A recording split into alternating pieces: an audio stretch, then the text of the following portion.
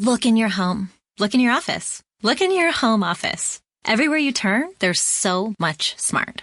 At Capella University, we think education should be smart too. Our game-changing FlexPath format puts you in control of your master's degree, so you can learn how, when, and where you want. Smart, huh? Yeah, we think so too. So if you want to take the next step in your career, make Capella your first step. Visit capella.edu to learn more. Capella University. Don't just learn smarter.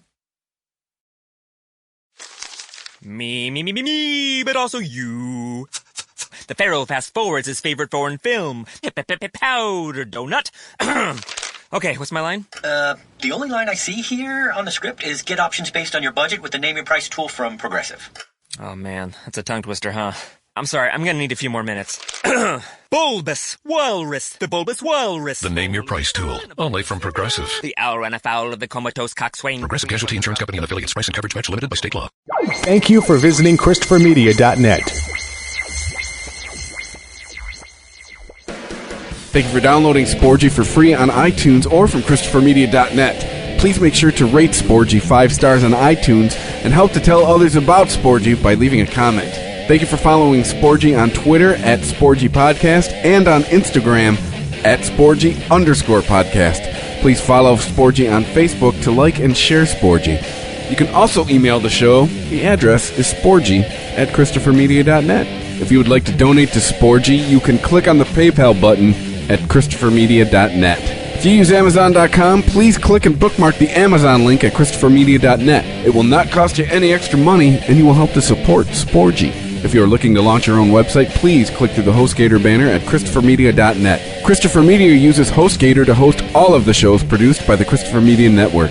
When you click through the HostGator banner at ChristopherMedia.net and sign up for HostGator, you're helping to support Sporgy.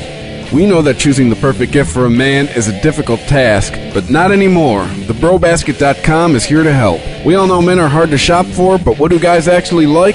Their favorite alcohol, that's what. It could be craft beer, wine, whiskey, scotch, or tequila. TheBroBasket.com will put it in a gift basket full of their favorite gear and goodies. You can customize your own Bro Basket or choose from a variety of different Bro Baskets, like the Ultimate Import Sampler, the Jack and Coke gift set, or the Junior Executive gift basket. Boozeless, but still cool, Bro Baskets are also available. TheBroBasket.com gives you many shipping options to choose from, including rush delivery and Saturdays. 21 and over, please. State and local laws apply. Beer, wine, and liquor are not available for shipping in all states. You can help to support Christopher Media by clicking through the BroBasket.com banner at ChristopherMedia.net. Men used to be hard to shop for. TheBroBasket.com. Christopher Media, let's make some noise. Welcome to Sporgy, the show that gives you half-ass sports fans giving their half-ass opinions. Now, here are your hosts, Chris and Rich. Welcome to Sporgy number 17. 17. I just saw that number recently. Well, I mean, once again, 2 weeks in a row I've said Brett Hall, but he was 17 on the Red Wings, so. All right, well, here you go. He finally gets one. So I say we talk about the continuing meltdown of Odell Beckham Jr. first. Oh my God, dude. What happened? I didn't watch Monday Night Football. What the fuck happened? Or what didn't happen? Well, he caught a 4-yard out route, ran out of bounds. I can't remember the player's name on Rhodes. Okay. Xavier Rhodes. I mean, it was kind of a late hit, but I mean, it's not shit that you don't see on plays all the time.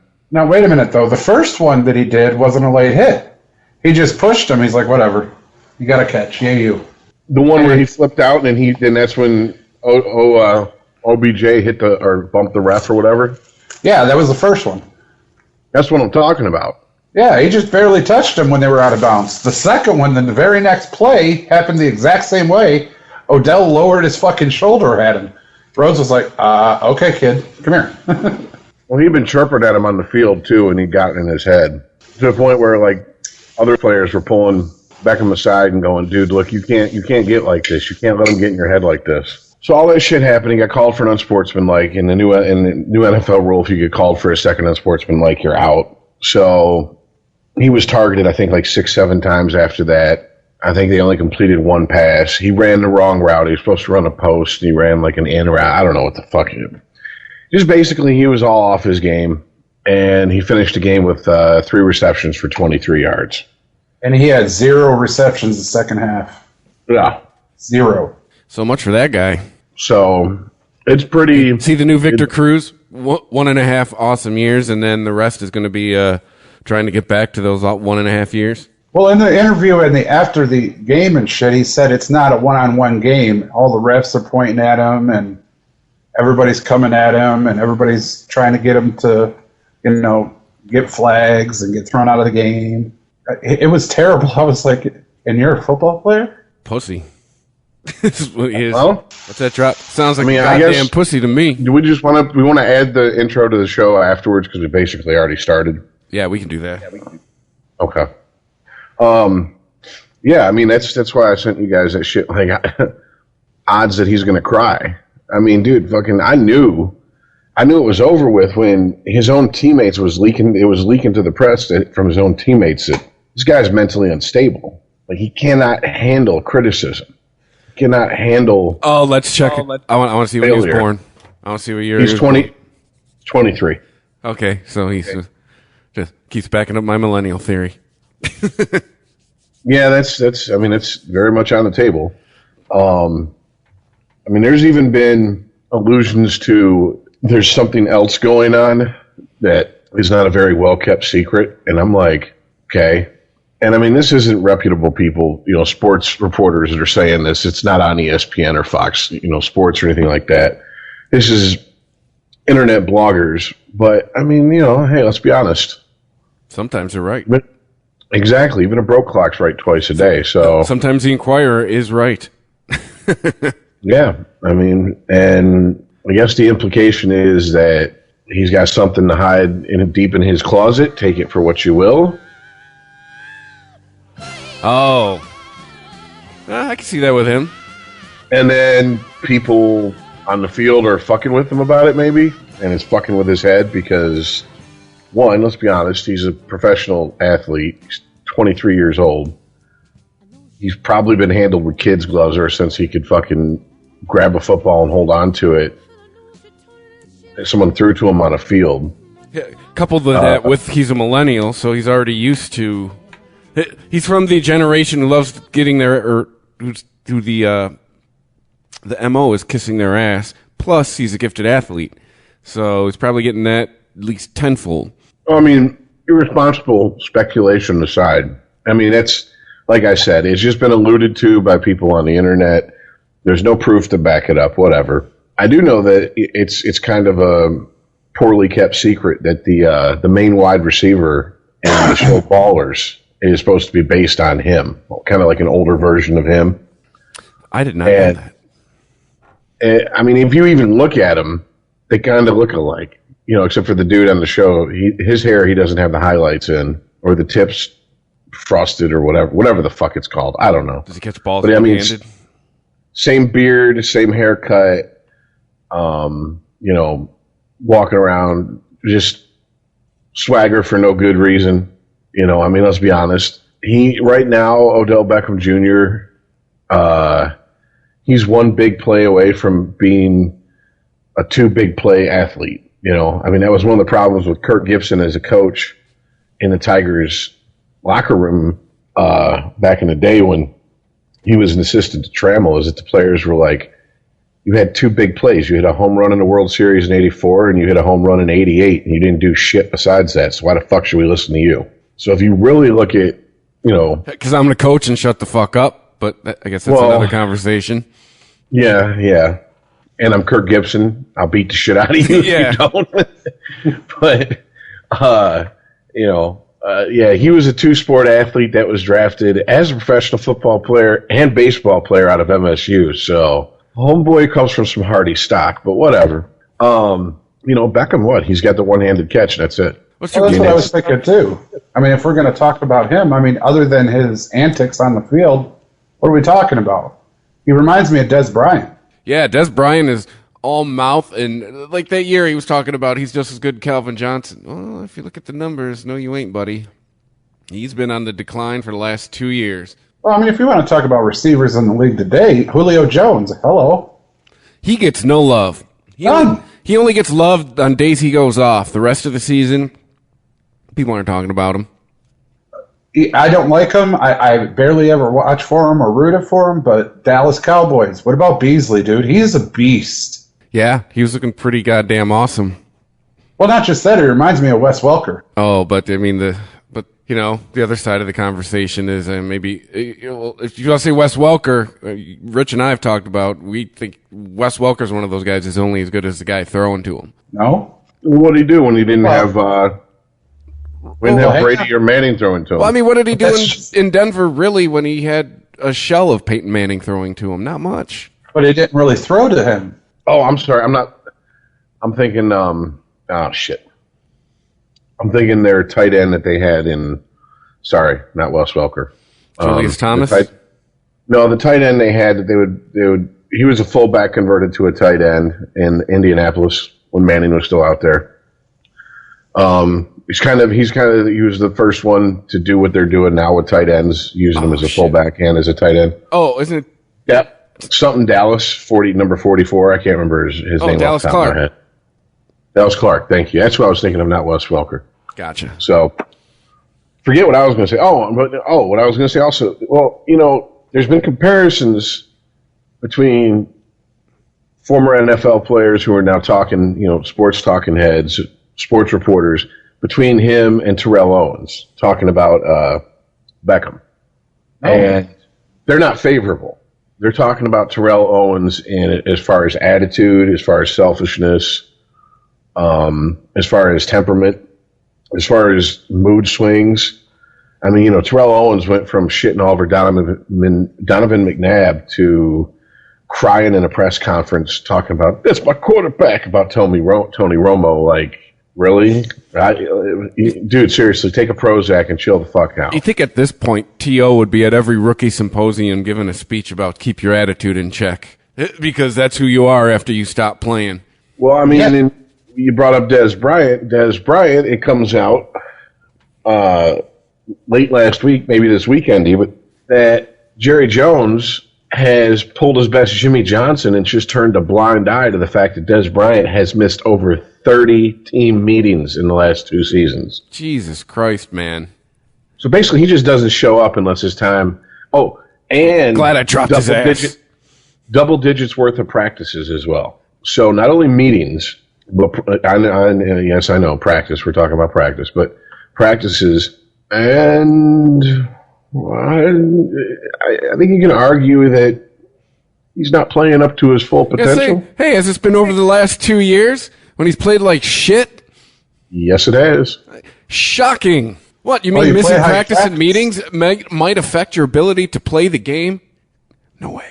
You play the way you practice. That's exactly what Shannon Sharp said about it. Well, those exact same words.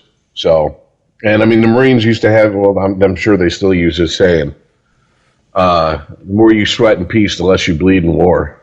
Oh, yeah. So, I just think it's funny. I think I do know that this new rule with if you get too unsportsmanlike, you get bounced out of the game. Something I hadn't thought about was the fact that once he got that first one, he had to play with in the back of his mind, don't get a second one. And that might have, fucked with him. I mean, he's proven to be not a rock mentally when it comes to getting fucked with on the field. Let's be honest. I mean, anyone you can throw off their game by talking some shit to them and giving them a shove here or there. I mean, that's ridiculous, man. And here's the thing. He should have known, unless he lives in his little bubble world, that the entire NFL watched him get into a fucking, Street Fighter 2 fight with a goddamn kicking net and lose and cry on the sidelines like a bitch with a fucking bum knee on it, skinned her knee off and fell off her big wheel. And he had to know they're going to be gunning for me. I better be on my best behavior. And the fact that he wasn't, and the fact that he didn't give a shit, and the fact that he had another meltdown, I think that tells you all you need to know about him. I think he's a one-handed, one-catch wonder is what I'm starting to think. Yeah. Who can't stay healthy? If you look at the history of sports guys who have mental blocks, not necessarily meltdowns like this, but look at guys like Zach Greinke. Zach Greinke, when he was with Kansas City, had such bad anxiety. He didn't pitch for the better part of 2 seasons. Through extensive therapy, came back in, at least for a couple of years, was in the talks of one of the best pitchers in the entire MLB. But he is the exception that proves the rule. Most of the time, once you lose it, it's gone. I mean, it's like if you're out there playing scared. If you're scared to get hurt or hurt someone, you're not going to be playing at your full potential. And, I mean, I can only equate it. I never played, I played organized sports, but it was not high level whatsoever.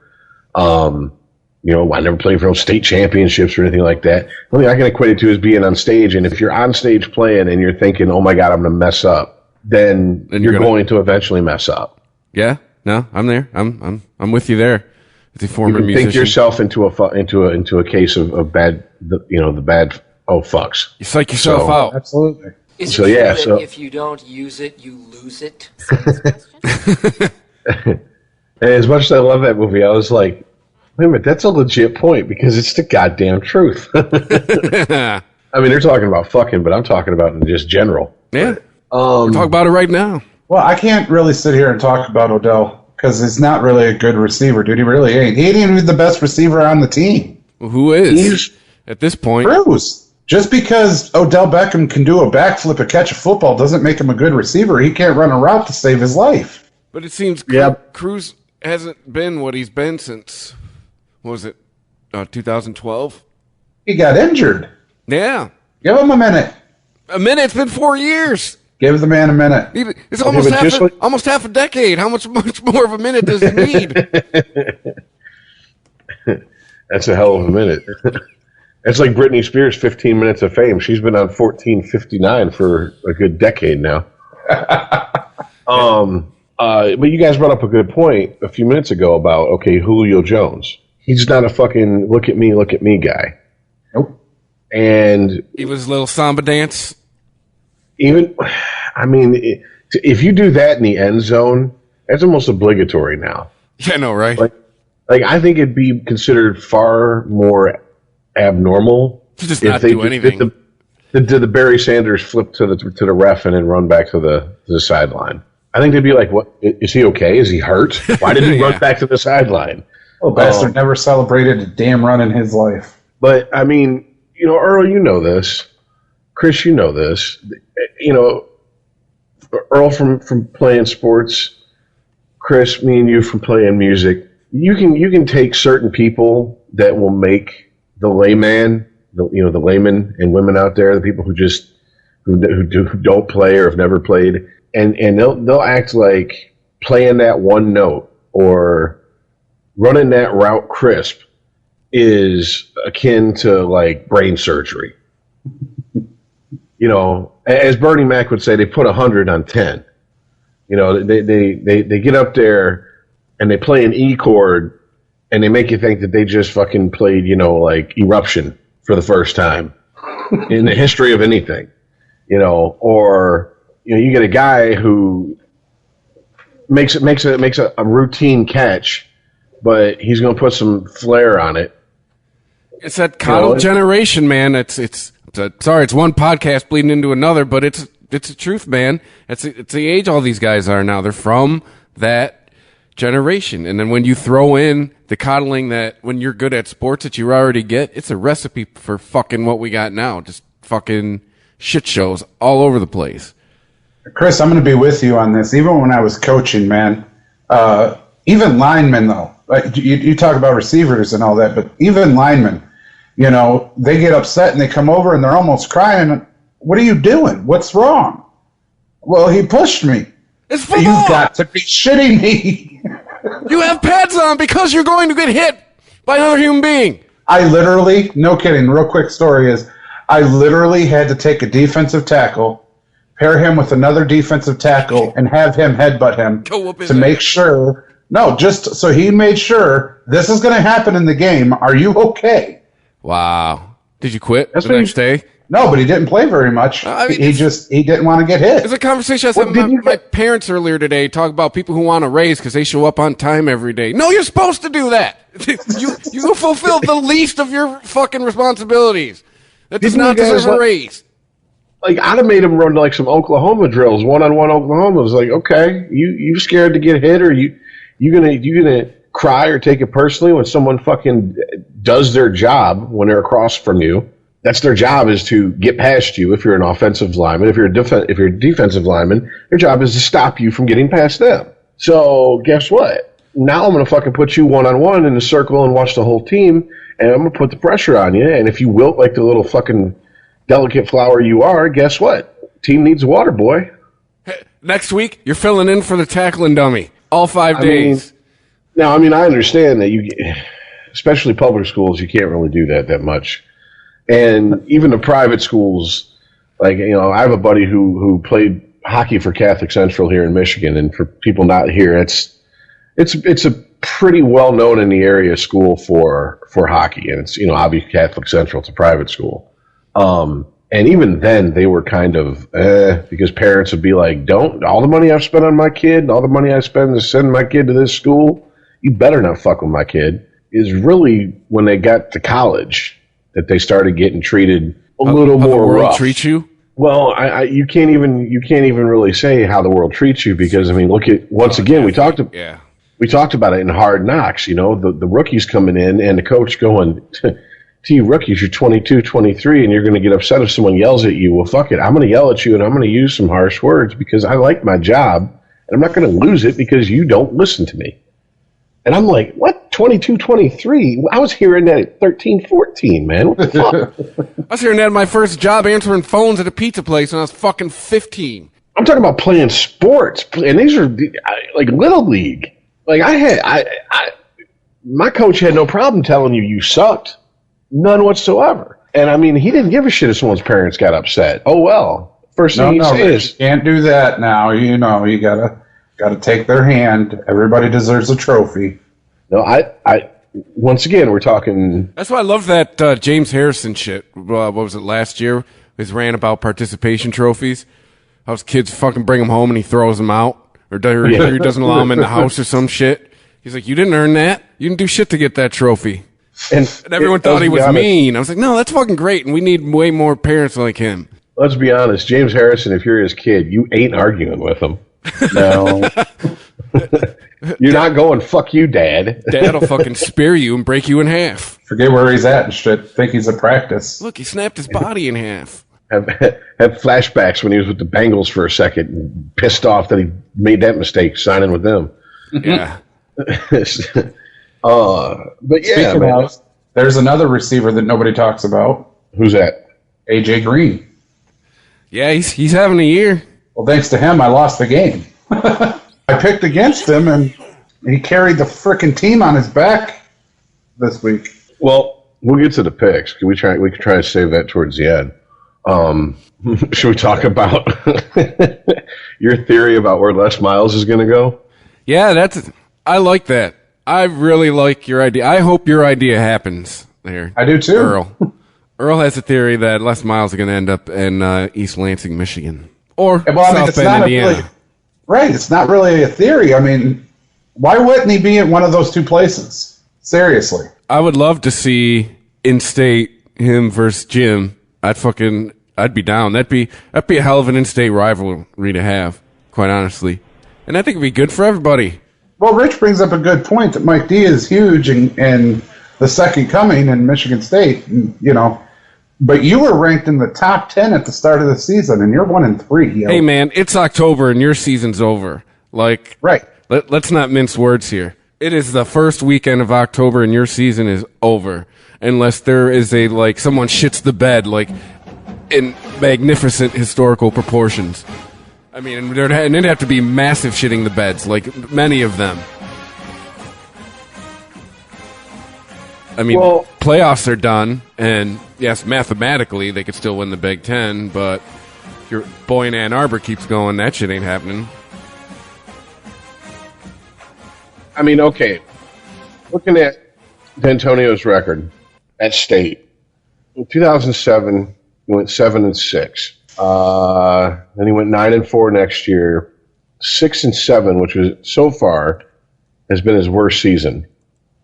I mean, if you look at the rest of them, 11-2, 11-3. You had a 7-6 in 2012.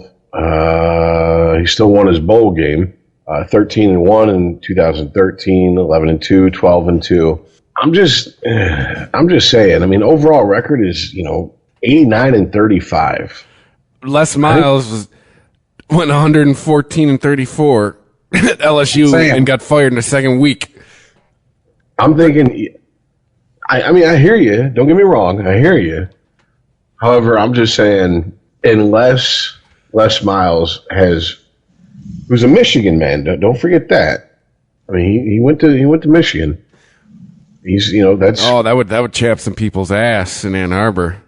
Like unless he's got something against Michigan for them hiring Harbaugh, even though they've made overtures to him. Hey, why don't you come out here, come back home? And he was like, no, I'm at LSU. Thanks, but no thanks. So if he's pissed off, he's got no one to be pissed off at but himself. That's my opinion. I mean, I don't know. Why would he go to the rival? I mean, that'd be essentially him going. The only place worse he could go would be Ohio State. As a Michigan alum. I mean, it's bad enough if he goes to Notre Dame. Well, what's he supposed to do, though, Rich? I mean, if Notre Dame is open, like I said when we were batting around this off air, Notre Dame's a more prestigious job. It's got the history that Michigan State just doesn't have. But if you turn MSU into a fucking perennial powerhouse, then you're a fucking legend. That's true. See, I just think this is just me. This is just me. I know a lot of Sparties. I know a lot of MSU fans, and they think D'Antonio is the one that's turned them. And they think they are already a perennial powerhouse, and they think D'Antonio is the one that did it. But I think Les gets you to the status of a Michigan, to a Notre Dame. To Les Miles becomes that one-word name coach on MSU's campus. I'm gonna say this: if he does go to MSU, that athletic director and that football program and that school better sell that just perfectly to the fan base. Because if they don't, they could end up with a situation where the minute Les Miles stumbles, if he stumbles, the fans are calling for blood and they want his head. God forbid he gets in there and pulls a rich rod. Because especially if they let D'Antonio go for Les Miles and he comes in and doesn't even get a fucking 500 record and make a bowl. Yeah, but they're not letting him go for Les Miles. They're letting him go for their season being over in the first weekend of October. They're letting him go for Les Miles. Let's be honest here, dude. Come on. They can pretty it up any way they want. I would say and, not because of. I would say and. If it was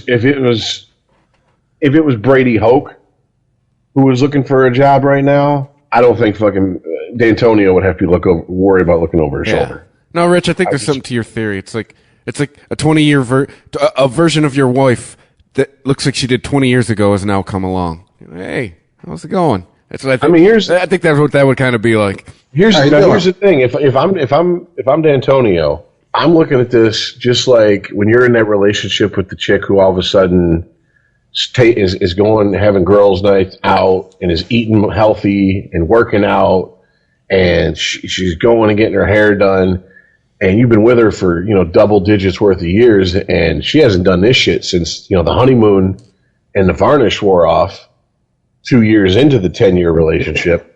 I look for every red flag I can find because I think right now his stock is still fairly high.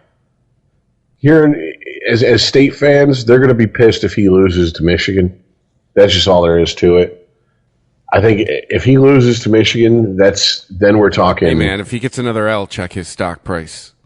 I bet you it will not be as high as you think it is today. I'm just saying, if he loses to Michigan, and he loses big to Michigan, not a heartbreaker, not the reverse of what happened last season. I'm talking big to Michigan. I think his name is pretty much due do around these parts until either they let him go or he comes back and with a fucking just wonderful season again. But I mean, how do we know his stock isn't going to drop nationally over one season. But it's not one drop season, here. Rich. But listen to me. It is, dude. His worst season is 6-7 back in 2009. Okay, what's his best season? 13-1. Okay. And he won. And by the way, he won the Rose Bowl. And how many national championships? In 10 years, the same as Bo. None. Nada. But Okay, let's and be in that honest. same amount of years, how many championships has Les Miles won? One. Okay.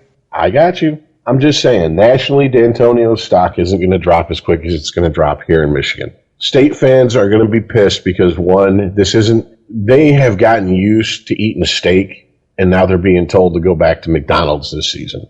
And We're like, get the fuck out of here, all right? Kobe beef, all right?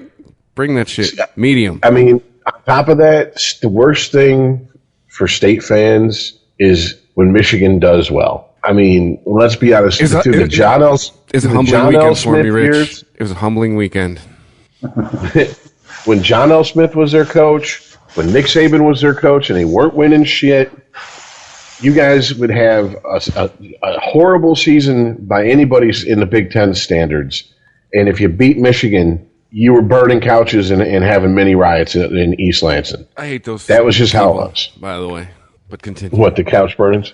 Well, yeah, no, the Tard fans. But I don't know. Maybe I'm giving him too much credit as far as how much job security he has here at MSU. I just know that if you go by anything the fans say, I mean, Well, if they don't. How do we know D'Antonio isn't going, hey, LSU job's open. Maybe we'll just shoot him down a resume just for shit cakes and ribbons. Well, I mean, if you really want to get down into the, conspiracy theory, okay, we pretty much know Caldwell's gone at the end of the fucking season. Peace! Unless you win out. Later, Jim. Just add you to the ranks. If MSU cuts D'Antonio loose, you don't think Mayhew, if Mayhew still has a job, wouldn't fucking hire D'Antonio in a heartbeat? Hey, why don't you just move about 30 miles southeast down here to Allen Park from East Lansing? Well, it's more like 60 miles. Mayhew don't work for the Lions no more, does he? I thought they I thought they cut Mayhew loose a couple years ago. Not Mayhew. The dude they brought over from the Patriots. Fuck, I forget his name. The new general manager. Anyways, you know what I'm saying? Why don't you say, well, hey, just come 60 miles southeast and, we'll go ahead and... The Spartans have looked better than the Lions have the last 10 years. Don't have to worry about recruiting, Bob Quinn, by the way. Okay. Les Miles could move into MSU, which, hey, look, if you look back at the 10-year war between OSU and MSU, or not MSU, Michigan, it was, Bo came from Woody's coaching tree. And Bo was an Ohio guy. So it's not unheard of for it to happen. And that might start, So you're talking about D'Antonio moving to the Lions and then Les Miles moving to the Spartans?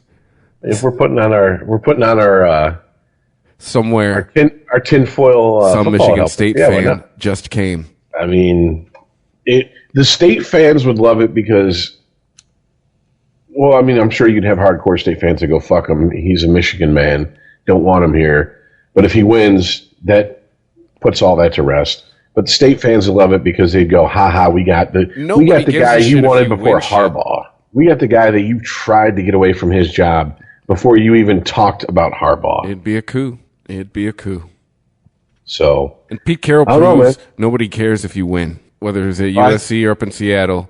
Everyone will look the other way about your past if you win, no matter what's in it. I'm just saying, I'd be stunned to see him somewhere other than those two schools. Now, having talked for the last 15, 20 minutes about all that, I honestly think if I was a betting man, I'd put my money on him going to Notre Dame over MSU. That's just me. I think I'm not sold that MSU is going to get rid of D'Antonio. If he doesn't clean up his act, dude, he's gone. I'm telling you. Okay.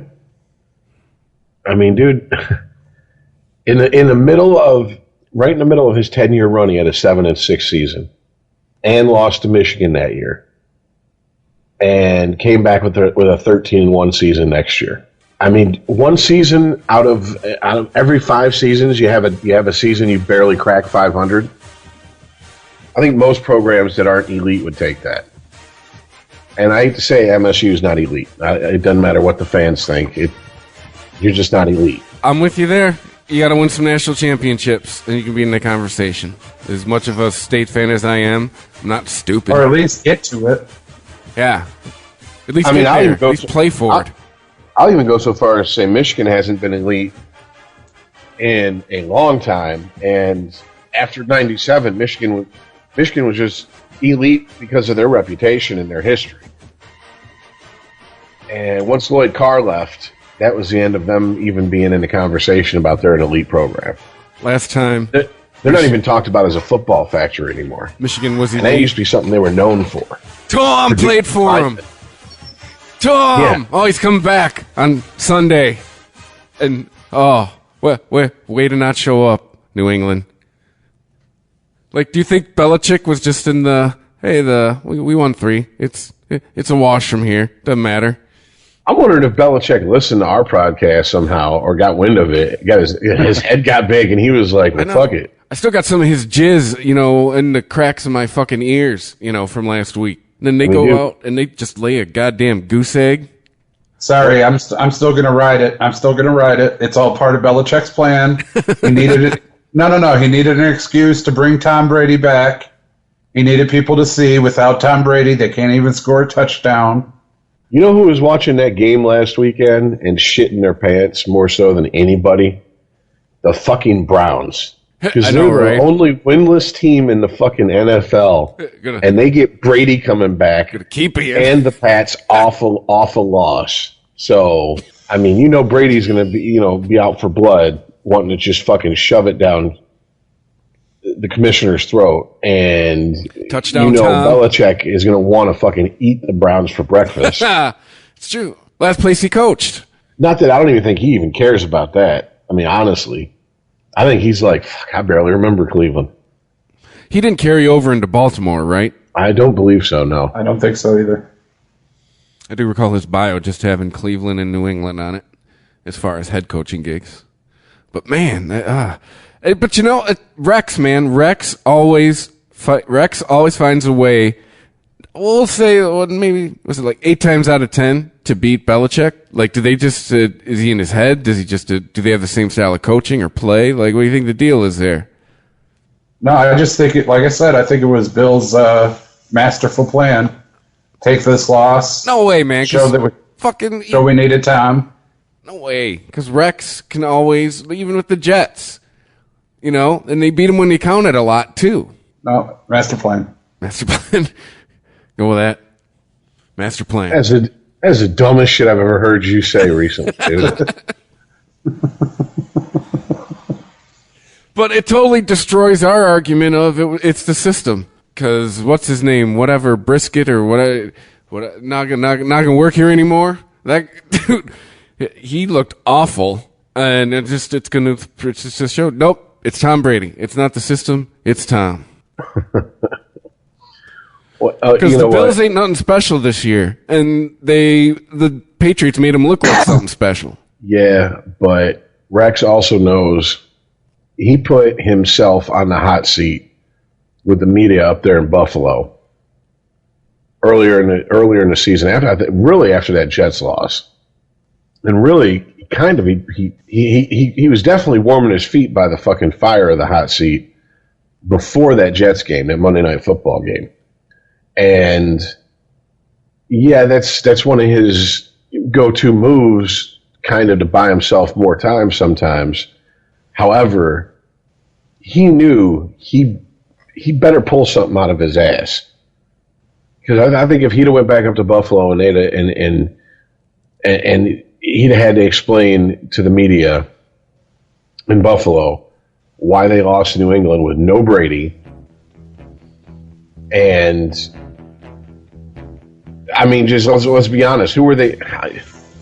I'm going to be honest with you. I fucked up. I ended up not watching hardly any football on Sunday. Who the fuck did they start? Brissett. Yeah, the third string guy. Yeah, exactly. Kind of a joke, but at the same time, not really. Once again, who'd they start? But he looked good last week, but this week, not so much. That defense ate those guys up. Well, See, and that's what I'm trying to say here. The first week, they beat the Cardinals. Second week, they beat the Dolphins. Third week, they blank Texans. It was a 27-0 victory over Texas. And then all of a sudden, they get to Buffalo and just whiff. When Brady happens to be coming back the next week. This is the Belichick plan, my friend. Just Jordan, you're sticking to it. you know, it's kind of like when I watched America's Game. You ever seen those, Chris, Earl? Mm-hmm. Yeah, where it was about when the Colts won the Super Bowl and Jeff Saturday went back in at halftime or before the game started. He was like, you know, I just watched Gladiator. He was like, this is our time. This is our time.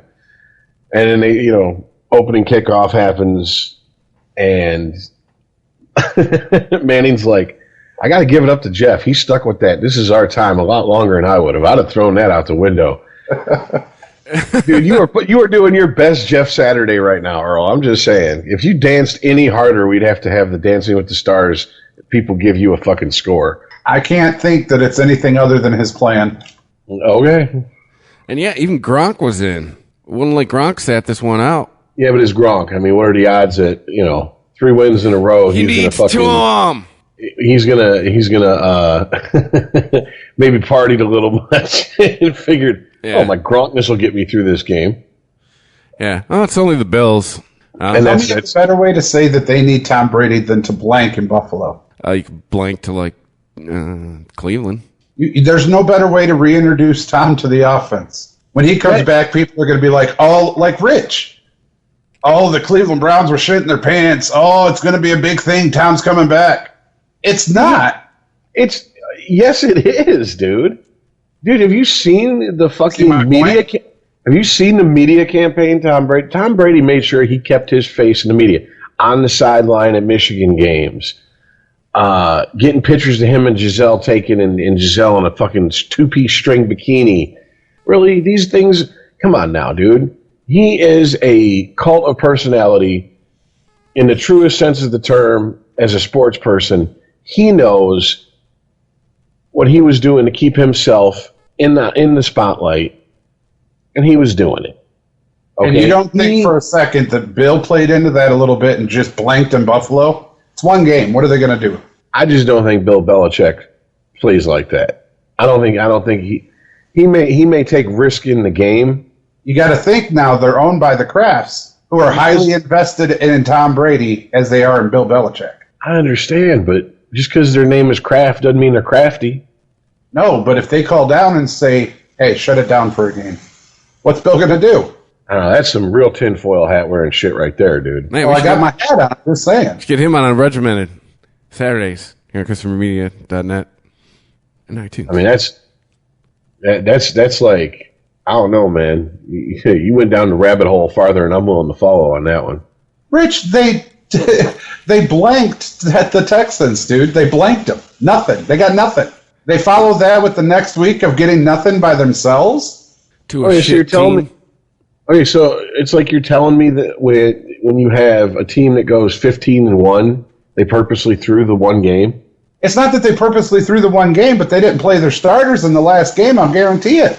They're saving them for the fucking playoffs. Oh, I'm not talking about that type shit. I'm talking about a coach like Ditka in '86 who is still to this day pissed off about that loss and blames it on the fucking refs.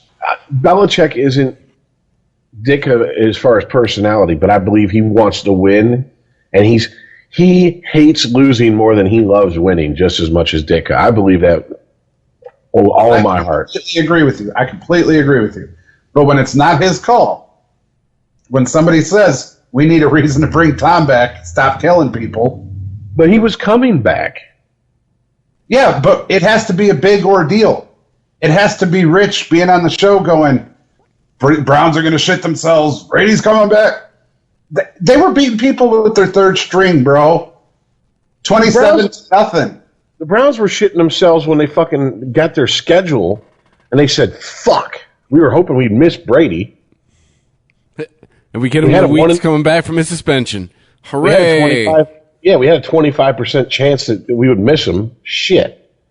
And then they remembered they were the Browns, and if they had a 25%, if the NFL had a draft lottery and they had a 25% chance to get the first pick, they'd get the last pick they possibly could. Because they're the fucking Browns. Come on, man. I'm just, dude, all right. I mean, you explain it, my friend. For 3 weeks, they play outside their mind with second and third stringers. No Gronk, no this, no that. And then all of a sudden they get to Buffalo a week before Tom Brady gets there and they don't know what the fuck they're doing? Yeah. And I don't put that on fucking Belichick. I put that on the fucking players for getting lax, thinking, oh, it's going to be an easy game. We got our fucking starters. We got the guys that we didn't have when we were winning. So this is... Dude, it's no... Look at... Okay, how long has it been since, 2007? When Michigan lost to Appalachian State week 1? And it's been a decade, dude. And it just come out over the summer that team was looking at that first game as such a joke that half the team was out at the fucking bar partying the night before and were so hungover they were fucking puking in the fucking locker room, not from nerves, for playing Appalachian State because they were so fucking hungover. And even the guys that didn't party like that were taking that game as a fucking joke. It happens. I mean, I can't picture a fucking NFL coach going, all right, fuck it. The owner said tank the game, let's do it. I just can't picture it, dude. I can't. So you're just chalking it up to coincidence then? Chalking it up to a fucking overconfident team that thought they were going to go in there and have a cakewalk. And Rex Ryan, knowing he's playing for his fight or he's coaching for his job, because he put his ass on the hot seat to buy his ass a couple extra weeks. Dude, after that Monday Night Football game against the Jets, they were talking about fucking getting rid of him. That's why he put his own ass on the hot seat. He's coached in New York City, the biggest pressure cooker in the NFL. As far as the NFL powerhouse comes in, the NFL powerhouse. There's not another one. They are the powerhouse. Comes in, you blank them, go score 2 touchdowns, and it's all coincidence. Brady's coming back next week, and you're on the hot seat. All of this is coincidence. What do you want me to say? Yeah, dude. Okay, that's all. It's not coincidence. It's the fact that fucking you have a coach, Rex Ryan, who knows this is his opportunity to buy himself a little bit more breathing room, and he throws everything but the kitchen fucking sink at him. And Rex Ryan is a player's coach. The players love playing for him. So if he said, we're going to win this game, I don't give a fuck if you got to leave an arm, a leg, or your fucking prostate on the fucking field. Win me this game. I think he's the type of coach who can inspire players to do what they did. And I think the Patriots were fucking caught back on their heels a little bit because they were like, oh, it's going to be a little bit easier than they thought it was. I mean, dude, what you're talking literally a conspiracy that comes from Robert Kraft to Bill Belichick to 53 players on the field, not including all the assistant coaches, special teams coaches. That's spreading a lot of money around. No, I mean, I gotta think that this is not all coincidence. Okay. My bad, man. I can't do it. Ultimately, here's the thing. Until somebody is either dead broke from this team this year and gets a book deal, we'll never really know. Because no one's going to come out and say that shit while they're still on the team. And no one's going to come out and say that shit while they still are trying to have a career. So we're looking at least 10, 15 years down the road before we find out. And at that point, this game is going to be fucking forgotten. Unless for some ungodly reason, this game is the start of a downward spiral for the Patriots this season. This game's going to people aren't even going to fucking remember it. Vince Wilfork's going to have to get down to a scant, under 200 pounds before, that book starts getting written. No. I'm telling you, and believe me, people will remember this game for ages because it will be they got blanked before Tom Brady returned, and he came back and rode him to the promised land. That was the whole point. Or the game that'll be remembered for the ages is Tom Brady comes back and they get blanked again. I want to see that game. First, do you have to shout it when you're not on the internet? Like, in case it happens? No, that's only in the comments sections. Yeah. We call it first. So what other games were conspiracies this week? Oh, I'm not talking conspiracy. I'm talking that's not a conspiracy. That's just what happened. You're sitting there arguing the glass is half full or empty. I'm telling you there's fucking liquid in it. Drink it, we'll refill it. That's what happened. Well, okay, all right. Well, we've between last week and this week, Bill Belichick's nuts are fucking squeaky fucking clean. So let's raise up off him for a second. I get some more semen on me. Let's How talk about the Vikings? The Minnesota Vikings are 4-0. Exactly. My mind is exploding. Has that happened in our lifetime? Maybe no. What was it? 98, the year Morton Anderson fucked up the kick. Gary Anderson. Gary Anderson. Morton Anderson. Jesus Christ. Was it 98? I think that was. That was like they went 15-1, 14-2, something like that. According to NFL lore, one of the best teams to not win the Super Bowl. All of a sudden, the Bills are a 500 team. And who the fuck is the LA Rams? I know, right? Now? Seriously. I don't even think they know. I think they're like, shh. No one say nothing. No one change your underwear. No one change your socks. I know, right? Just put your head down and play and then get the hell out of here. Nobody will know. Whatever hooker you fucked in week 1, you keep fucking through week 17. You don't you don't change your lapping speed. You don't change your stroke. You go with every single thing exactly the same until we lose. And then you can go be an asshole because we're not trying to rock this apple cart. Well, Jeff Fisher's got to be fucking rock hard, ready to puncture titanium out there, man. And I mean, I kind of feel sorry for fans of St. Louis because they lost their football team to a bunch of fair weather fucking fans. They're probably like, what the fuck? Where was this when you were here? Yeah. Oh, now you're good. Yeah, when exactly. You say fair weather fans, it's a fair weather team, dude. Dude, St. Louis fans were pretty. I've known some St. Louis fans that live down there. We're pretty hardcore football fans, man. I mean, St. Louis fans are hardcore fans, period. Look at the Cardinals. Those are pretty much arguably the best baseball fans in the world. I mean, you can put them up against fucking guys in Latin American countries. You can put them up against fans of teams in Japan. I thought you were talking about NFL for a minute. I was like, St. Louis Cardinals or Arizona Cardinals? No. St. Louis Cardinals. I mean, I'm just saying, the fan base, if you give them something to root for, they're knowledgeable, they're loyal. LA fans are LA fans. There's a reason that the Dodgers are known for people showing up in the third and leaving in the sixth. You're missing my point. It's a fair weather team. They keep coming and going. Well, the division makes more sense on paper now when you look at it. Now that's LA, Seattle, San Francisco, and Phoenix all in the same league or division. Yeah. We still have the NFC East problem, though. Yeah. Fuck Dallas. But, no, man, I don't even...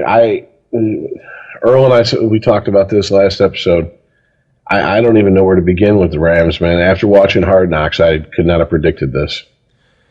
Yeah, I watched that show. I watched, some of the things they said on ESPN, some of the preseason. And I'm looking at them, I'm like, who the hell are these guys? These are not the same little fuckers that I saw bitching and whining and partying on the Hard Knocks shit. Dude, seriously, they're like the modern day version of the team from Major League. These guys, they're not so fucking bad. Yeah, I know. These fucking guys. Who the fuck are these guys? Yeah, they're not so fucking bad.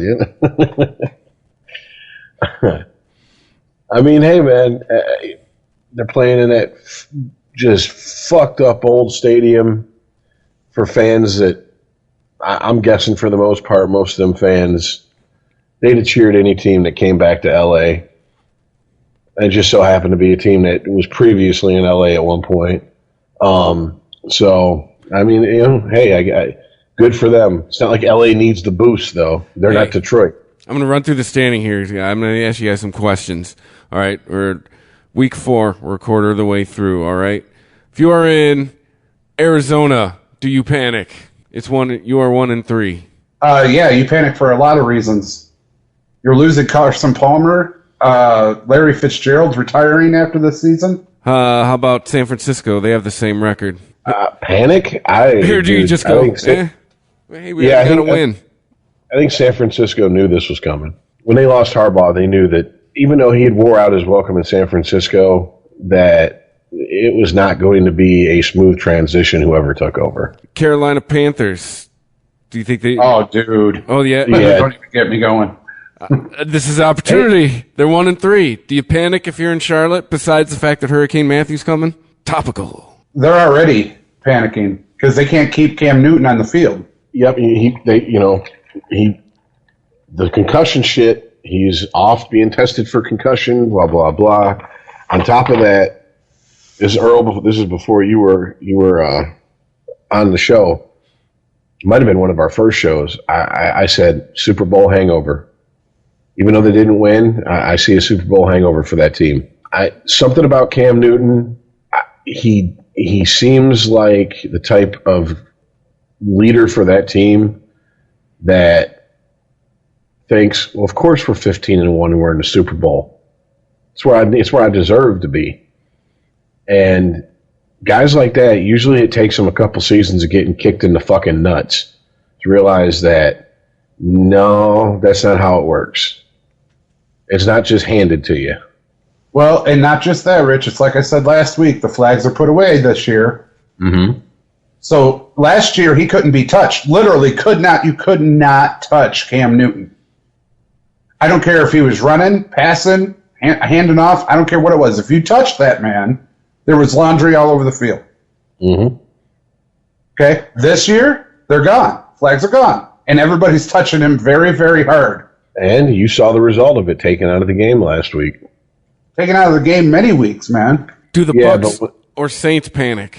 The Bucks? You talk about the Buccaneers? Yeah. As a Buccaneers fan, I panicked when they got rid of Lovie Smith after 1 year. I was like, "What the fuck? What was that? What was the point of that? That's your fucking."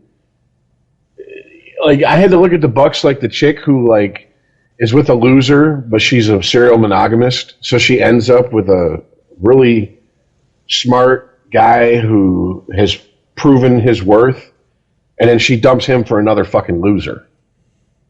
And it's like, that was your stopgap measure? Lovie Smith was your to keep the bed warm? Really? Personally, I think I called it during the summer. I think I said I'll be shocked if they're 500. So as a fan, I'm not like, oh shit, batten down the hatches.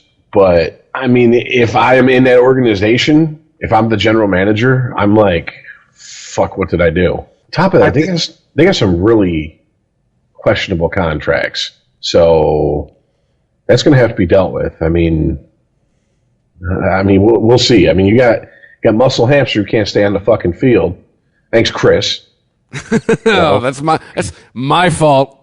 He brought that shit up, and then he literally got hit. He literally got hurt. I brought it up on the podcast. It never happened. As far as that was, that was a Skype conversation between Chris and Rich. Apparently you put it to the ether. That's what happened. The universe of the football gods heard that shit. I put the voodoo on it. Yeah, are you telling me Jesus Christ couldn't hit a curveball? We need to get Joe Boo down there in Tampa Bay. So. The Buccaneers are still rebuilding. There's nothing to panic about there. There's nothing to be excited about there yet. Exactly. As far as the Saints, no, I don't think you panic. I think this week they showed they're resilient. They're going to fight. They got some work to do. Lost a pretty good tight end with Jimmy Graham. Still need, a couple of people on defense, but they're not going to panic. No, they're going to be good. All right, Detroit, Chicago. Ha. Well, how the hell? How in the actual fuck do you lose to Chicago Bears with Brian Hoyer as a quarterback? Wear a blue uniform with a silver line on it. That's how you do that. Oh, my God. Those guys don't need to win another fucking game as far as I'm concerned. I could not believe that. This was another game, just like last week, where the score was not indicative to how close it wasn't. Like this, it was 17-14. It looked like the Lions were in it. No, they weren't in it.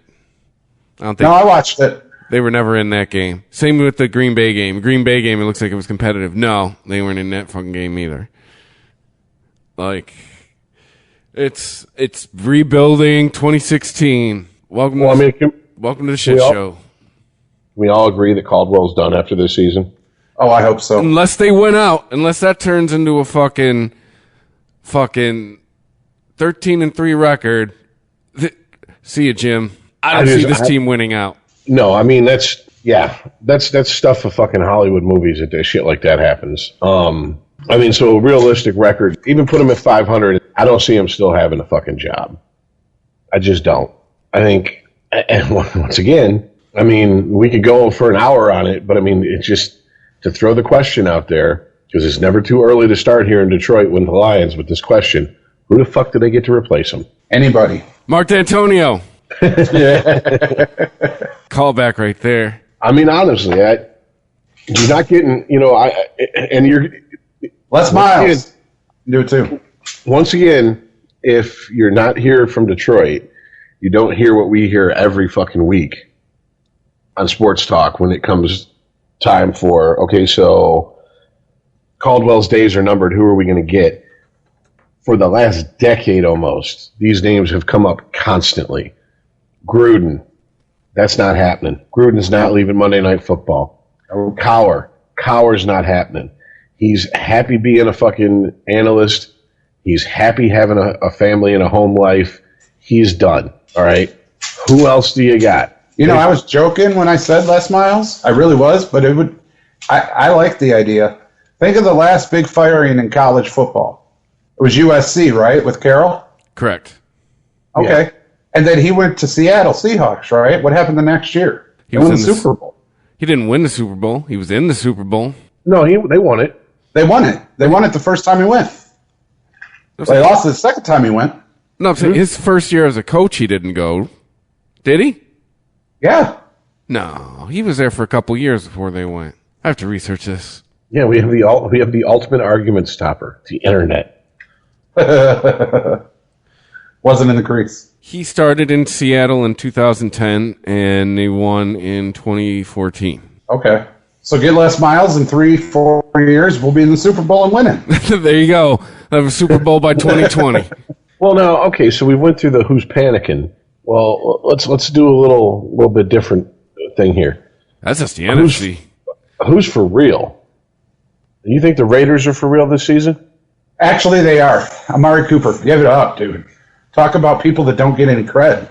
Dude, they are under the radar, under the consciousness of the casual football fan, just slowly building the foundation of a good season. And I'm with you, Earl. I think they're for real. And I think the only reason they're not being talked about more is because Al Davis is dead. If Al Davis was still alive, he was such a showman, and he knew he's like the Jerry Jones in the AFC. Like, he knows what to do to get attention. He knew what to do to get attention to his football team. I think with that not there, that's allowing them to fly under the radar. And you know what? That might be a good place for them to fucking be until it's time for them to just come on out and flop their nuts out on the table and say, yep, check it out. This is what we've been carrying around all fucking season. Deal with it. Michael Crabtree's finally becoming the receiver he's supposed to have been for the last 10 years. I mean, they got a quarterback whose last name's Carr who doesn't suck. So, I mean, I don't know. Just throwing it out there. That's the team I think that a lot of people are just, it's not that they're sleeping on them, they just forget about them for whatever reason. And it's not a disrespect thing. It's just, oh shit, yeah, I forgot the fucking Raiders, that type of thing. Who gets a loss this week? The Eagles, the Broncos, or the Vikings? Man, The Vikings are playing the Texans. I don't think Texans have what it takes to beat the Vikings. Well, they don't have J.J. Watt anymore. The Eagles are playing the Lions. So, that's the Eagles. Yeah. And the Broncos are playing the Falcons. So. Ooh. Aqib Talib is not going to be able to take Julio Jones, and that's who they're going to put on him. I'll guarantee it. You know what? I think Matt Bryant, he's a goddamn kicker. Matt Ryan, Matty Ice, I think he's got more experience than Brock. I think the Falcons might edge that game out. But, I mean, Brock's been beating more experienced guys for 4 games, so. Yeah, you're right, but Matt Ryan also has to avoid the front 8 of Denver. That's going to be a hell of a game. Yeah, it can be tricky. Well, I mean, we're kind of, jumping ahead into our picks in a half-ass way. That's true. But what I was going to say is, we do have, even though we really kind of ignored it a lot so far this season, do have MLB playoffs starting. Hey, Tigers. X coming out. See him February. Dicks. Yeah, that was ugly, and I'm not exactly sure who the fuck is going to be coaching them or managing them next year, to be honest with you. That's just, that was an ugly way for them to go out, to not even score a run. I mean, talk about this is how the world ends, not with a bang, but with a whimper, It was pretty fucking bad. But, I mean, I'm going to give them a little credit because they went on a 5-game winning streak at the end there. But then they lost 2 in a row to lose out. Well, I mean, they had an 11-game losing streak in this season. And for them to finish as close as they did, I mean, I heard another local sports guy talking about this, and when he said this, it kind of put it in perspective. To have an 11-game losing streak, to not be able to even sniff a 500 record against a team that won the division, Cleveland, and to finish like they did, it's bad, but it's like, well, if we're going to go out, well, at least we went out kind of like this way instead of it's cold comfort, I guess. And I'm just like, well, here's the deal. This team, this isn't 2006. This isn't a team that's taken anyone by surprise and hasn't for quite a while. And this window for this team is slamming shut very quickly. And I don't know why the fuck they hired Awesomeness, a guy who had only had fucking experience managing the Israeli team for the World Baseball Classic. But, I mean, they hire him. They don't give him a bullpen. I'm not convinced he could fucking manage a bullpen properly, even if he had a proper bullpen and a decent bullpen. And they've made a bunch of questionable signings, and, there's no salary cap in baseball. There's a luxury tax, but how much is Illich going to keep throwing at this team? Granted, he wants a championship, but I mean, they're one of the top payrolls in baseball, and it's been 4 years now since they went to the series, and the 2 times they went to the series, they were swept out of it. I think they missed their chance, actually. I do, too. I pretty much think this is over, and I think we're in for another. I mean, I hate to say it like this because we're in for Mike Ilitch, early aughts Tiger baseball. Mike Ilitch has been such a good sports owner here in Detroit with the Red Wings and the Tigers, especially once the Randy Smith era was over with the Tigers, and he brought Dave Dombrowski in. Yeah, there was the misstep with bringing Trammell in, but ultimately it led to Leland coming in, which, I mean, say what you will, I thought Leland at least legitimized them in the baseball community more so than someone like Alan Trammell did, and shit, I can't remember half the managers they had, Buddy Bell and all that shit. Sparky Anderson. I'm talking post Sparky, dude. Once Sparky retired, it was a fucking wasteland for about a decade there. For sure. Yeah, I definitely Phil Garner. Definitely think. Yeah, Phil Garner. Thank you. That's what I was trying to think of. I definitely think we're in for another at least 5-year rebuild, and maybe if they're really lucky, they'll catch lightning in a bottle, and it'll be a season that'll be like, oh shit, they could actually make the playoffs. And I mean, it's what it is. So I mean, anyways, American League, you got the Sox. They made it. Well, the interesting thing about the Sox is they're playing Cleveland, who has Frank Kona, their former manager. The Sox made the series, and Tom's coming back. Oh, dude. I guarantee you 9 months from now, there's going to be a bunch of fucking Sox and Patriots fans, babies fucking popping out. Shitting out kids. They're all going to be named Tom or Tom. David, a couple Ortiz. But yeah, so I mean, we got the wild card in the American League. You have Blue Jays going up against the Orioles. And in teams with identical records. In the National League, you have San Francisco going up against the Mets. Now, I would be lying through my teeth if I said I'm even comfortable with picking either of these wild card games, because it is very much like it's like a March Madness game. It's one and done when they instilled the new wild card, the second wild card team. However, I will say this. Oh, that's what these games are? These are one and dones?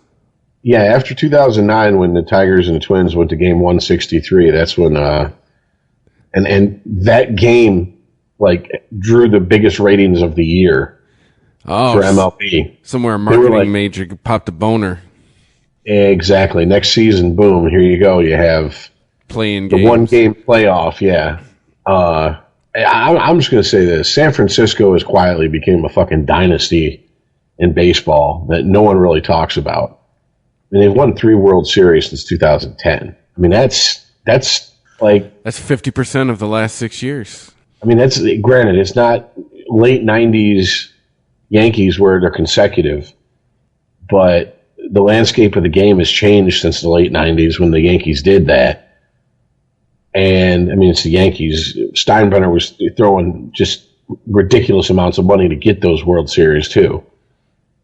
And San Francisco hasn't done that. And, I mean, the Mets, I don't know. I'm picking San Francisco to beat the Mets in a National League wild card. I don't know. What do you guys got?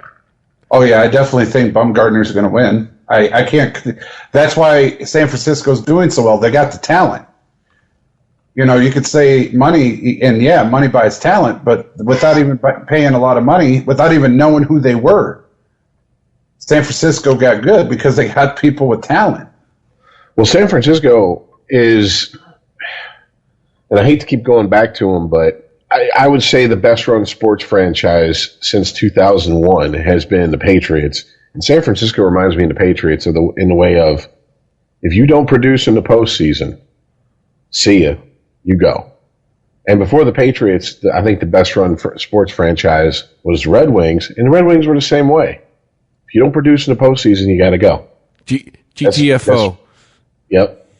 That's where you make your money. We didn't bring you in to have career years for 82 games and to stink it up in playoffs.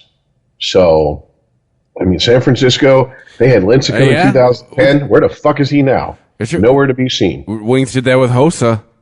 He came here, had a great year, shit a brick in the playoffs, said, get the fuck out of here. They did it with Hasek, too. Well, Hasek retired on their ass one time. He was going to start that Dominator clothing line. Yeah. That went far. But I think the Mets got kind of a chip on their shoulder maybe from last year, from the World Series. I don't know, man. Chris likes Bartolo Colon. Big fat bastard can throw a ball, though. He can throw a ball.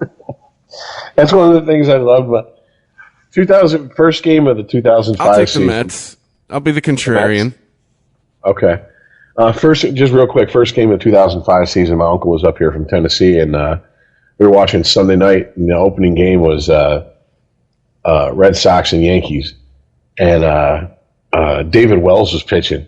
And Uncle turns, looks at me, and he goes, I thought you had to be in shape to be an athlete.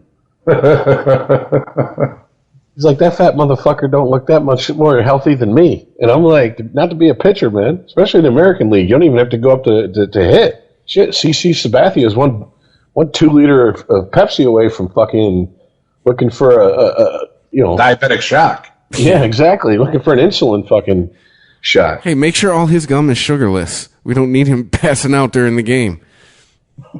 Well, and that's the problem with the Tigers, man. You just mentioned it. David Wells goes to. We traded him to fucking Yankees. He goes there, fucking beautiful pitcher, awesome, wins championships. Then what do we do with Max Scherzer? Seriously, right now, took him to the Nationals. Throws no hitters, throws perfect games. I'm like, stop it. That was Scherzer. Scherzer was not staying in Detroit because Detroit wasn't going to pay him what he wanted. Scherzer bet on himself and won. And he had the season he had in Detroit, and he signed the free agent contract he wanted. Now, the bitch of it, if you really want to get down to it, is they turned around and signed, oh, shit. I can't remember his name. Hold on a sec. I'm drawing a complete blank. Someone who ain't even here anymore. Oh, was it Price? No, Price wasn't going to stay either. Price hated Detroit. Hold on a sec. God damn it. He's a pitcher. Zimmerman. They turned around and signed Zimmerman, and it's like, okay, well, why couldn't you have at least put the offer out and put that money out to Scherzer? But like I said, ultimately, Scherzer didn't want to be here. He wanted to be the undisputed number one, and as long as Verlander's in this in the rotation, he was always going to be looked at as Verlander's going to be looked at as ace 1A, and Scherzer was going to be 1B. And that's fine. Look at the Diamondbacks when they had Schillings and Randy Johnson. But Johnson was the clear ace of that fucking team, and Schilling hadn't blown up, his ego hadn't blown up big enough yet. He was willing to play second fiddle to fucking Johnson. He was also way younger than Johnson. Not way younger. Won a championship. No, they did. They did. It pissed off a lot of New Yorkers in 2001. Just saying. But, all right, so then, like I said, American League side, you got the Orioles and you got the Blue Jays. Blue Jays. Yeah, I'm going Blue Jays. I don't have a dog in this fight. I don't have an idea how any of these two teams are playing. I'll be honest. It's in the intro of the show, all right? We're half-ass. I know, right? We're so half-assed that we don't even have one of our host names in the intro at this point. I know. Yeah, fix that. I mean, the overall baseball question is the curse over at Wrigley Field? Is this the year? Oh, man, they're playing outside their mind, man. They're the best team, record-wise, they're the best team in baseball. Look, this is how, when it comes, okay, just like I've said about Michigan football this year, I'm going to say this about the Cubs. I'm from Missouri, show me. I'm not picking them to do shit until they prove to me they can at least get to the dance. If they get to the World Series, I still won't pick them. Is Bartman on house arrest? Is what now? Is Bartman on house arrest? Oh, Bartman. Dude, say what you want about that motherfucker, but he knows better than to ever show his face. He's never even given an interview ever since that shit happened. So, I mean... It'll look like a Black Lives Matter movement gone wrong if he shows up, I'm just saying.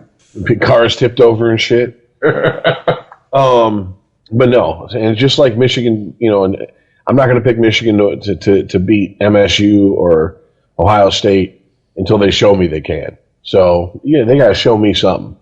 And right now, I mean, they're positioned to take on the winner of the wild card, and then the other series is the Nationals versus the Dodgers, and I mean. Both capable of beating Cubs. Exactly.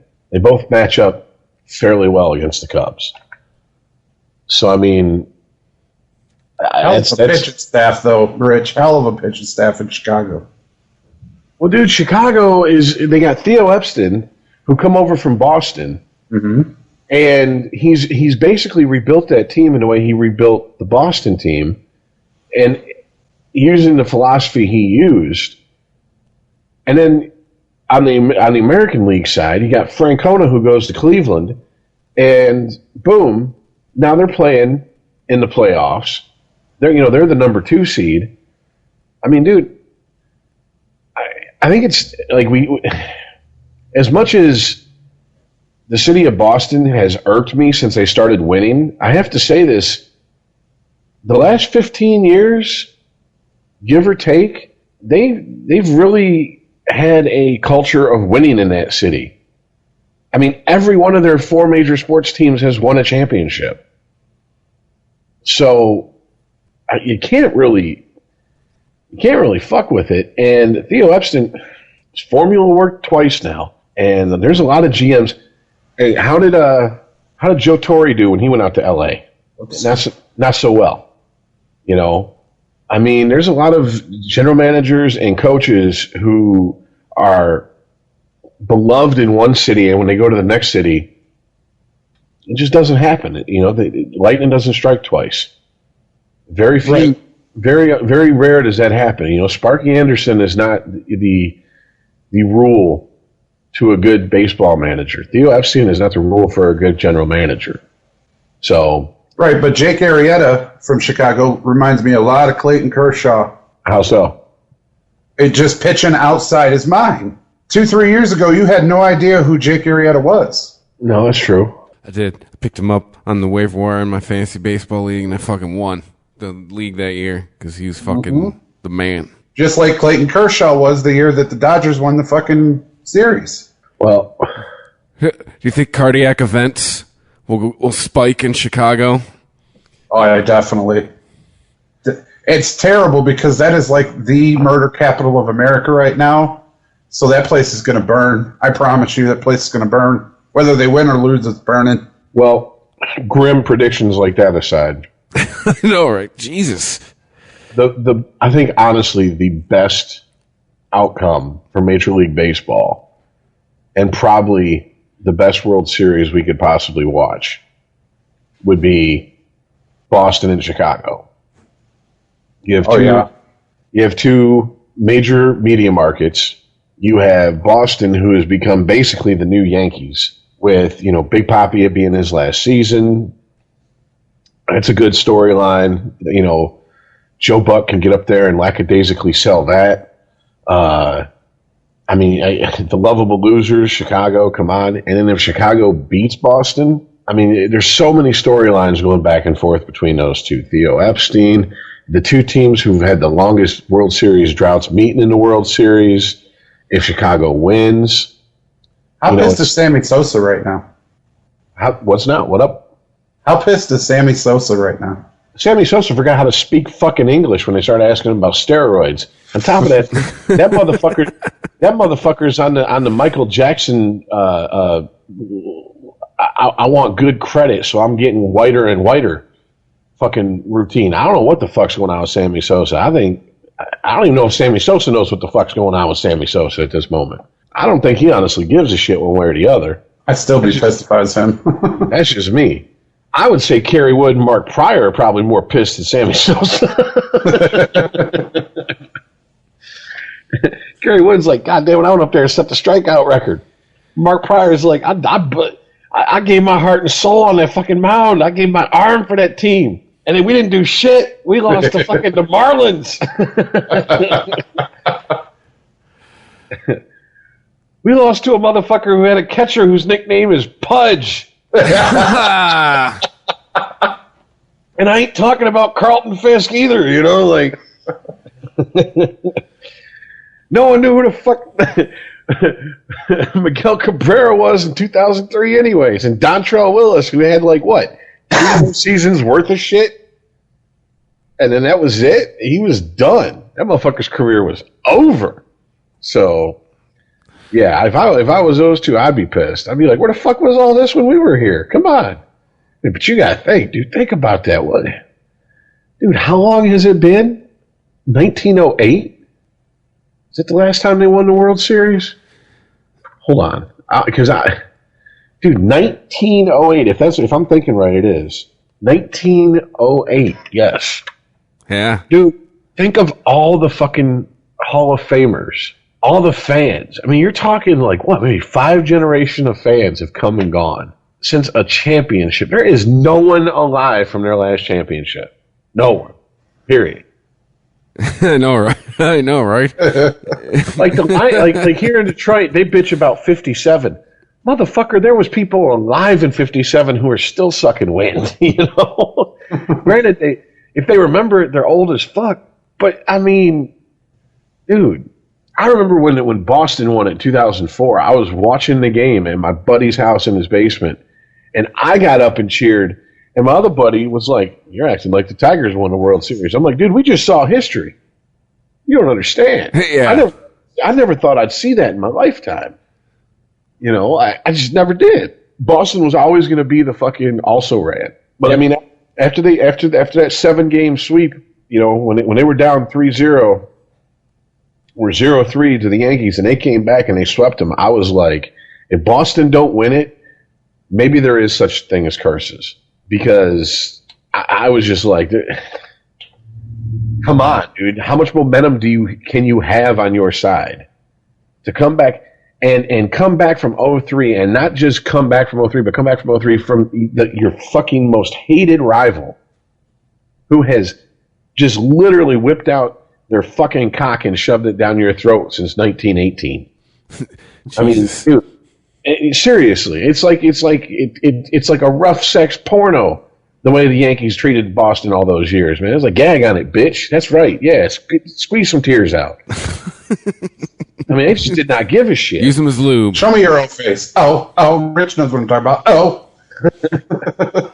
So yeah, I'm gonna stick with, I think the best storyline could be if it's Boston, Chicago in the World Series.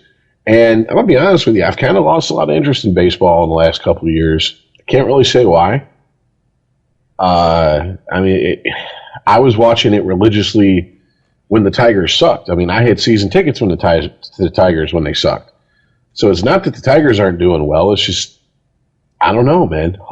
That series might suck me back into where I watch every single pitch of every single game of the World Series. Because right now, baseball is highlight only for me. Maybe flip back and forth between that and another game if I'm in front of a TV and I got to control. Is this another category on your ESPN app? Yeah, and it has been for probably since about 2011, to be honest with you. It's about 5 years now. So, but all right, that's all I got as far as not football. Do we want to move on to picks? Yeah, man, because it's about that time.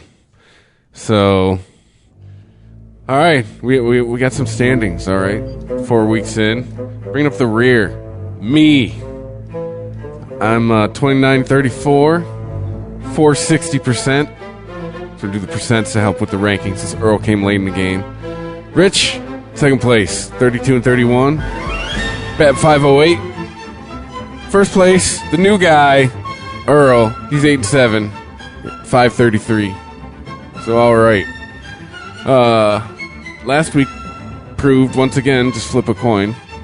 I mean, that was the best we did out of all of us. It was no. Wait, Earl, you did 8-7. All right. Credit where credit is due. Forgetting about the bye week. So yeah, but I gotta say though, most of my picks last week were heartfelt and not mindful. Well, hey man, go with your gut. Okay, so Thursday night, no Carson Palmer. Cardinals heading to Levi Stadium. Cardinals. Really? Oh, absolutely. Who is the backup in Arizona? The guy who's better than Dwayne Cocaine Lannard or whatever the Gambert or whatever the fuck his name is. Oh, Blaine Gabbert. Blaine Cocaine? Where the fuck did that come from? It's his nickname in Missouri. Oh no, wait, Drew Stanton. That's right, because I was like, what? He's still playing when they said he was going to be playing. He was going to be starting. Oh, the pride of Farmington Hills? Yes. Another Spartan.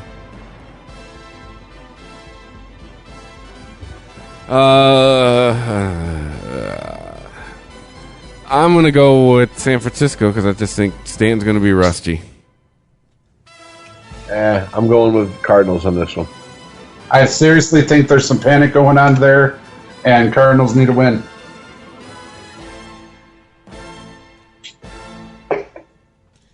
All right. New England at Cleveland. Tom! He's back. What do you think?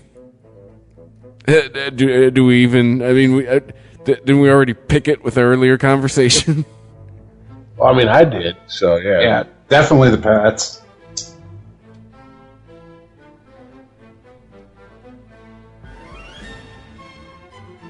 All right.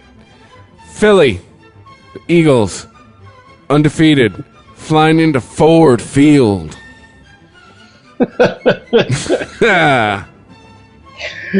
Oh shit!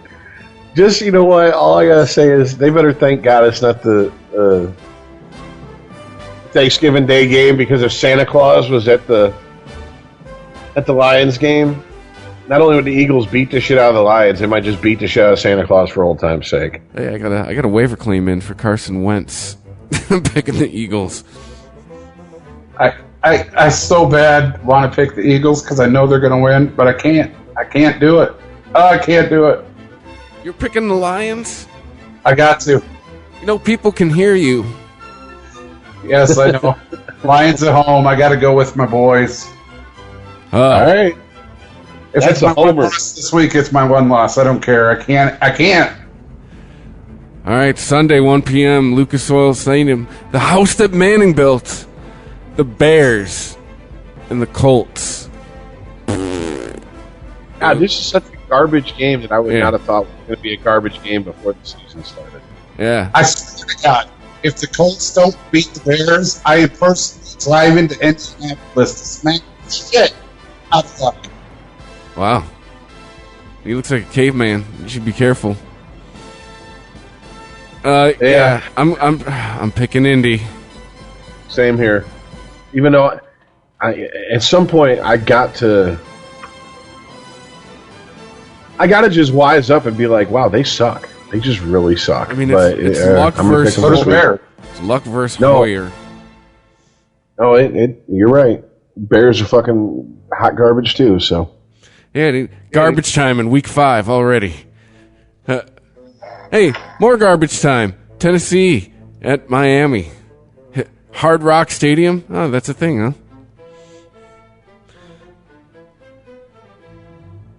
I'm going Dolphins. Marcus Mariota showed me he wasn't what I thought he was last week. Going Dolphins as well. Last time I picked against the Dolphins, they fucked me, so I'll pick them.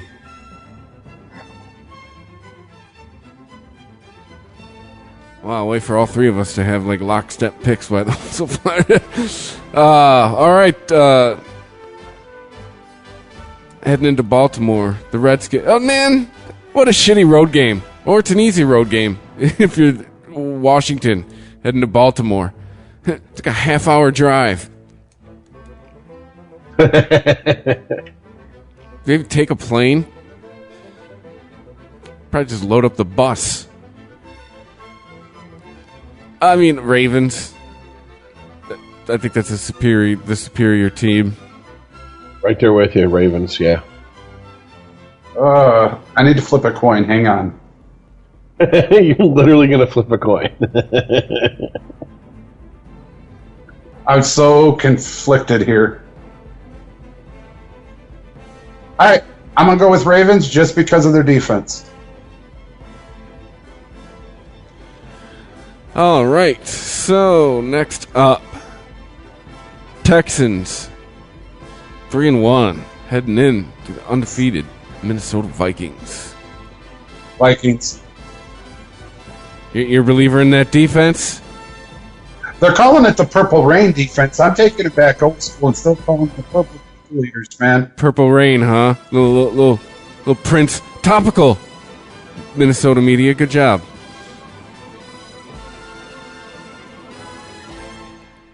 I mean, I don't know. I think we had an argument earlier of who do you think's for real? I don't think that. Something in my gut just tells me Minnesota's not for real this year. Maybe it's because it's who's, throwing the football. I'm taking the Texans. Last week, if this game was played last week, I'd have picked the Texans. I gotta go with Minnesota at home. Rich has Watt envy. I gotta go with Minnesota. So, I don't know. Once again, show me they can lose at home with that defense. Jets at Pittsburgh. Steelers. Yeah, Steelers. I can't argue there. I can't either. I mean, Jets are not living up to the hype, their preseason hype so far. We didn't even talk about that. KC and Pittsburgh game. What the hell? Yeah, did KC forget there was a game? They send the practice squad. Looked like he was distracted the entire game. Hey, just send the practice squad. We're all set. He was thinking about that all-you-can-eat shrimp at Red Lobster. That's what he was thinking about. All right, Falcons heading to Mile High. I think we all pretty much picked this. I'm gonna go on the dirt. I'm gonna pick the Dirty Birds to steal this one.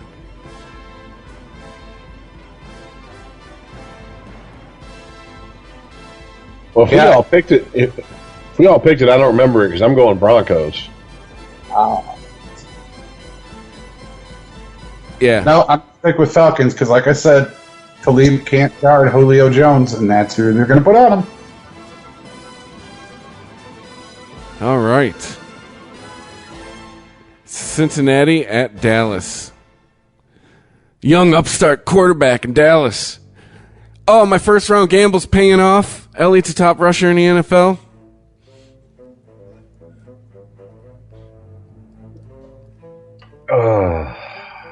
This one's hard. Yeah. Just by virtue of them being at home, I'm going to pick Dallas, so. I don't know. You got perfect back in defense of the Bengals.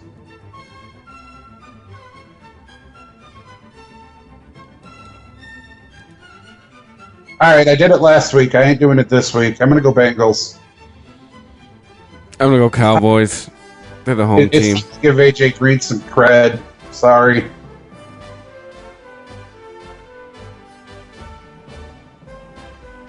I understand Beasley's on the Cowboys and everything, but he's going to run across the middle and Burfict's going to knock him the fuck out. Rex Ryan, fresh off of his win in Foxborough, heading to see the underdogs, LA Rams. I think lightning doesn't strike twice. I think the Bills lose here. I take the Rams. Same, man. Rex, I hope you really fucking celebrated last week's win, because you ain't getting one this week. Buffalo's a mash unit, picking the Rams.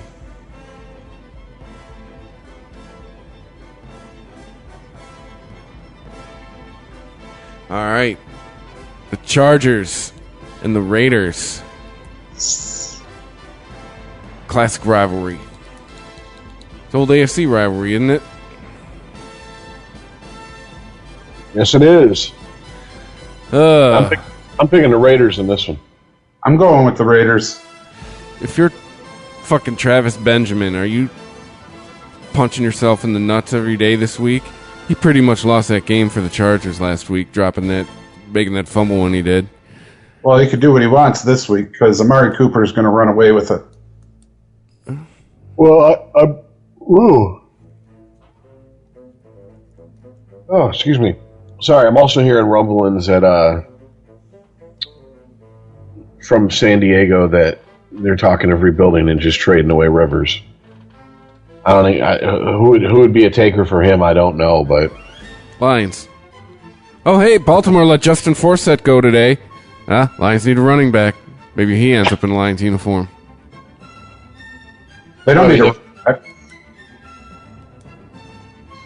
Well, I'm just saying, if that's a scuttlebutt coming out of San Diego this early in the season, to the point where the four-letter network's reporting it, or talking about it, I should say, then, yeah, there's got to be a little bit of something. Where there's smoke, there's usually fire, so. Yeah, I'm going Oakland, too. and I'm a believer in what I've been seeing. I'm sorry, Phillip Rivers just reminds me too much of Brett Favre. He's a gunslinger. He throws first, thinks second, and doesn't work. All right, the G-Men heading to the frozen tundra of Lambeau Field. Yeah, I'm going to go ahead and go with Packers on this one. I don't want to say the name. I'm not picking the Giants there. You can't tell that his heart's in the NFC North with a certain team, you know. Honolulu blue and silver. All right. Sorry. That's Monday the colors night. of my wedding. Matter of fact, I'm having a Lions-themed wedding. Are you hoping it just to get all the shittiness of marriage out of the way at the wedding? That's how it looks. All right. Monday night, Bucks heading into Bank of America Stadium in Charlotte. Hopefully, if Hurricane Matthew doesn't spoil the party, take on the surprisingly 1-3 Panthers. Although not surprising if you're rich. Who's winning that game? Well, it's funny you brought up weather because I believe the last 2 Bucks games have been they've had to have been forced to come to a stop because of weather, but that's just whatever. Yeah, no. No way. God is telling the Bucks to just stop playing. Exactly. Just pack it up and call it a season. Yeah, I'm not picking the Bucks on this one. So I picked them once so far this season, and they shit the bed. So I got the Panthers. I think they're terrified. They're supposed to be doing way better than they are. I don't think the Buccaneers have anybody but Gerald McCoy that can run after Cam Newton anyway. yeah. All right. So there we go. Made our picks for Week 5. And I guess now it's time for the local college. Which it was a rough week. It was it was one of those weekends where you just kind of had to come to terms with things. You know, I called it acceptance weekend. Well, I mean, okay. You have BYU at Spartans. BYU are 2-3. Spartans are 2-2. Yeah.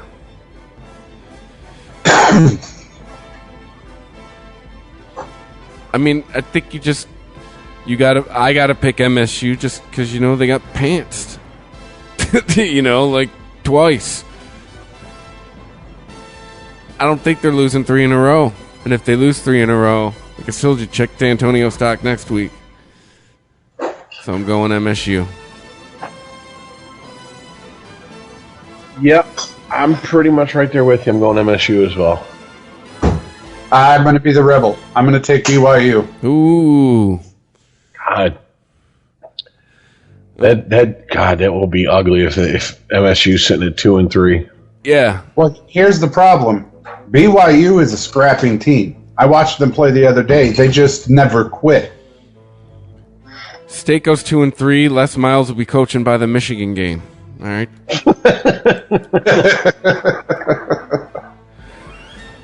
Speaking of Michigan, Michigan versus New Jersey State, but they call it Rutgers for some reason.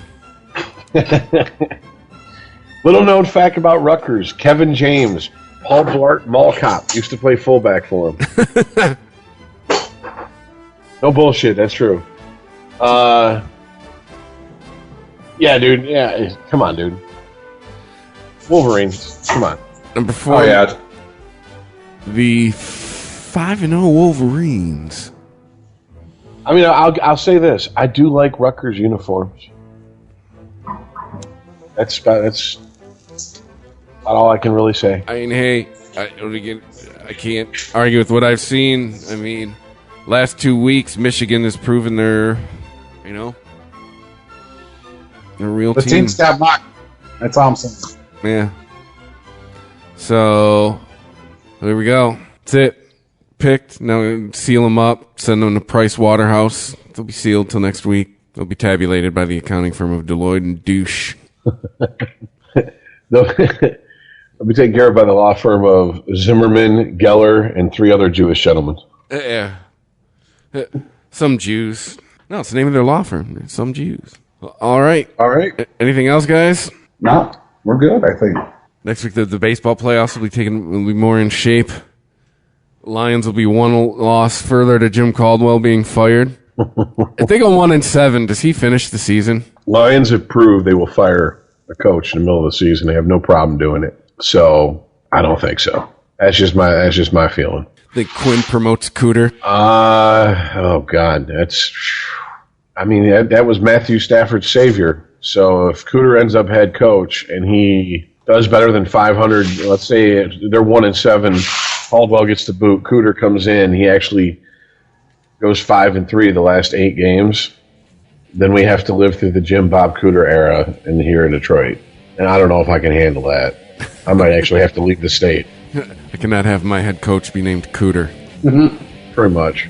Okay, well, hey, welcome, new listeners. We've had a lot of new listeners the last few weeks, so thanks to everybody. I think Google Play probably has something to do with that, but we're available on Google Play now as well. You get your podcasts there. You get them at ChristopherMedia.net. You download them at iTunes.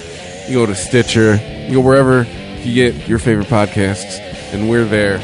You gotta like us, you gotta share us, you gotta rate, leave a comment on iTunes, because listening's just half the battle, because that's how the mothership at Apple works. If you like it, tell a friend. If you don't like it, tell a friend. Be like, hey, I heard these bunch of assholes. Listen to these guys. Hey, whatever. The download's download, right? Thanks to everybody who's been listening, and we'll catch you next week, guys. Peace. All right, later, guys. Later, guys. If you enjoy this show and want more people to know about it, head on over to iTunes, leave a comment, and rate it 5 stars. Make sure you like and share us on Facebook, and don't forget to follow us on Twitter. Just search for Christopher Media. Thank you in advance for supporting Christopher Media by clicking on the PayPal button and by clicking through to all the sponsors who support ChristopherMedia.net. Most importantly, we would like to take the time to extend an extra special thanks to you. Christopher Media could not exist without your support. Thank you for visiting ChristopherMedia.net, and thank you for listening.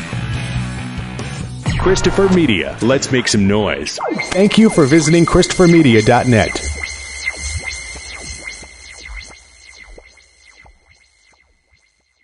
Dear Home, we need a change. A little room evolution. We need HomeSense, where one bold piece can change your whole place. Like a leather sofa built for beauty and binge watching. With endless discoveries, I'll always bring you something pretty, or cool, or pretty cool. You want a new hand-woven rug? Game-changing savings mean the answer is yes. I'm going now, because unique is every day. And you never overpay. Love you. HomeSense. This changes everything. Me, but also you. The Pharaoh fast-forwards his favorite foreign film, Powder Donut. Okay, what's my line? The only line I see here on the script is get options based on your budget with the Name Your Price tool from Progressive. Oh man, that's a tongue twister, huh? I'm sorry, I'm gonna need a few more minutes. Bulbous Walrus, the Bulbous Walrus. The Name Your Price tool, only from Progressive. The owl ran afoul of the comatose coxswain. Progressive Casualty Insurance Company and affiliates. Price and coverage match limited by state law.